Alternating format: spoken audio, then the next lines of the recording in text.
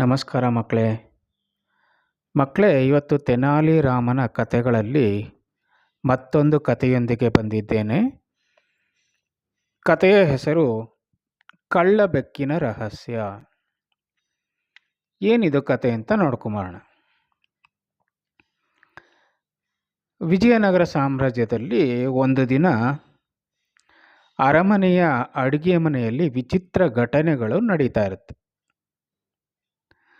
ಏನು ಅಂದರೆ ಅದು ಪ್ರತಿ ರಾತ್ರಿ ಹಾಲು, ಮೊಸರು ಮತ್ತು ತುಪ್ಪ ಕಾಣೆಯಾಗ್ತಿರುತ್ತೆ.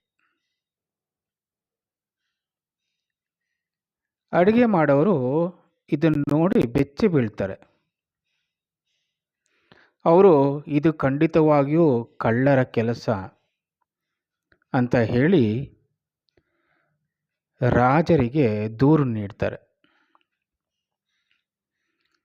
ಆಗ ರಾಜ ಕೃಷ್ಣದೇವರಾಯ ಕೂಡಲೇ ಕಾವಲುಗಾರರನ್ನ ಕರೆದು ಕಳ್ಳರನ್ನ ಹಿಡಿಯುವಂಗೆ ಆದೇಶ ಮಾಡ್ತಾರೆ. ಆದರೆ ಹಲವಾರು ದಿನಗಳಾದರೂ ಕಳ್ಳರು ಸಿಗೋಲ್ಲ. ಅಷ್ಟರಲ್ಲಿ ತೆನಾಲಿ ರಾಮಕೃಷ್ಣ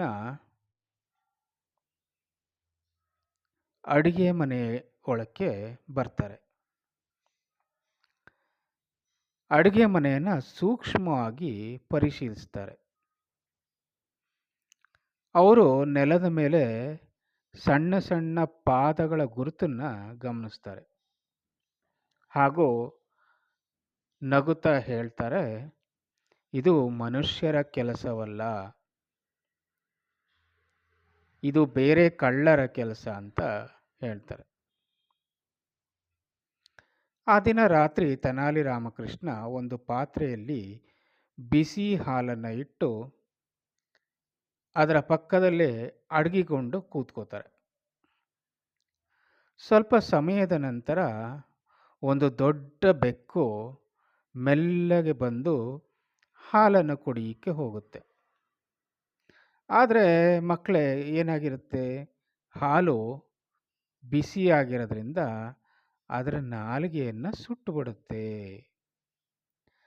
ಬೆಕ್ಕು ಜೋರಾಗಿ ಮಿಯಾವ್ ಅಂತ ಕಿರ್ಚಿಕೊಂಡು ಅಲ್ಲಿಂದ ಓಡೋಟೋಗುತ್ತೆ.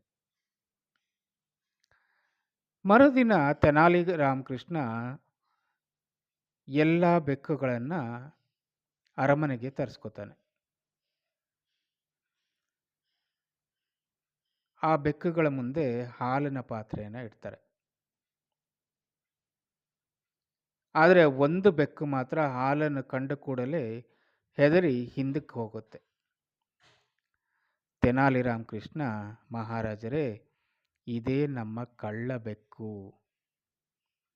ಬಿಸಿ ಹಾಲಿಂದ ಬಾಯಿ ಸುಟ್ಟುಕೊಂಡ ಅನುಭವ ಆದ್ರಿಂದ ಇದು ಹೀಗೆ ಹಾಲನ್ನು ಕಂಡರೆ ಹತ್ತಿರಕ್ಕೆ ಬರಲು ಹೆದರ್ಕೋತಾ ಇದೆ ಅಂತ ಹೇಳ್ತಾರೆ. ರಾಜನು ಸತ್ಯವನ್ನು ಅರಿತು ನಗ್ತಾರೆ. ಅಡುಗೆಗಾರರು, ಕಾವಲುಗಾರರು ಎಚ್ಚರಿಕೆಯಿಂದ ಇರಲು ಸೂಚಿಸಲಾಗುತ್ತೆ. ಆ ದಿನದಿಂದ ಅರಮನೆಯಲ್ಲಿ ಹಾಲು ಮತ್ತು ತುಪ್ಪ ಕಣ್ಮರೆಯಾಗೋದು ಆಗೋದಿಲ್ಲ.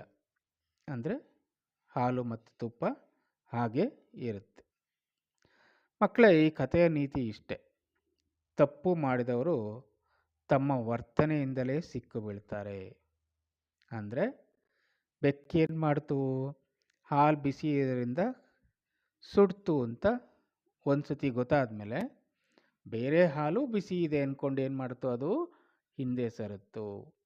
ಅದರಿಂದ ತಪ್ಪು ಮಾಡಿದವರು ತಮ್ಮ ವರ್ತನೆಯಲ್ಲೇ ಸಿಕ್ಕು ಬೀಳ್ತಾರೆ ಅನ್ನೋದು ಈ ಕಥೆಯ ಸಾರಾಂಶ. ಮಕ್ಕಳೇ, ಇದನ್ನು ತಿಳ್ಕೊಳ್ಳಿ.